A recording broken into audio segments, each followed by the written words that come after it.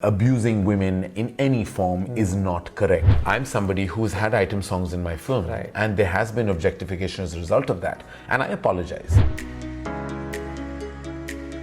For me, feminism is beyond just what we all know it as. I think it's very difficult for one word to encapsulate the power of a woman.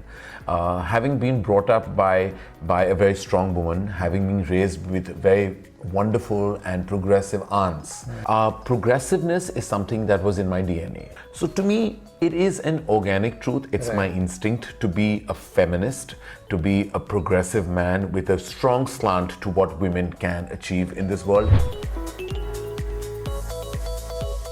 One sometimes accept things that you see, not realizing that actually films set the fabric of our times. They can be immensely impressionable. So when you watch like a man chase a woman in film, you think, oh, he's being really passionate in love, but it could also amount to stalking. When you show a man being abusive to a woman on screen, you think that, oh, he's being angry, but no, he's being wrong, and it is not the way you are. And things you show on celluloid sometimes set a template for people to actually behave like that in their regular homes and in their environment. So we as filmmakers have to be very responsible. Like there was a huge chunk, like I spoke about stalking, in almost about 1,000 movies you have men chasing women. But that's all very well when you actually have a roundup that falls in love and all that, it seems very charming sometimes. But not when in the real world, when a girl has to walk the streets of her city or town, or a woman has to deal with men always around her, that stalking is not right. Abusing women in any form is not correct. Showing that is enhancing possibilities of the emulation of the same, and I don't think that we as filmmakers should actually project what can be an impressionable impact.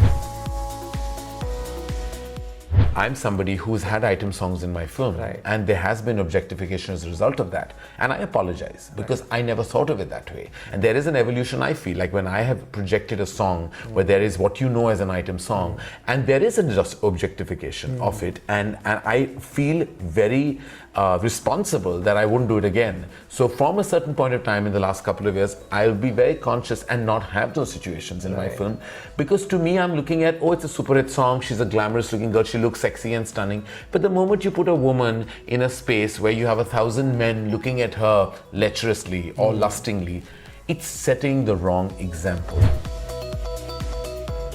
When a Shah Rukh Khan film does an X amount, he opens on that Friday to that number, that's why he gets that kind of money. Similarly with Salman or with Akshay. But I'm sure if a woman opened to that number, she would be totally achieving that.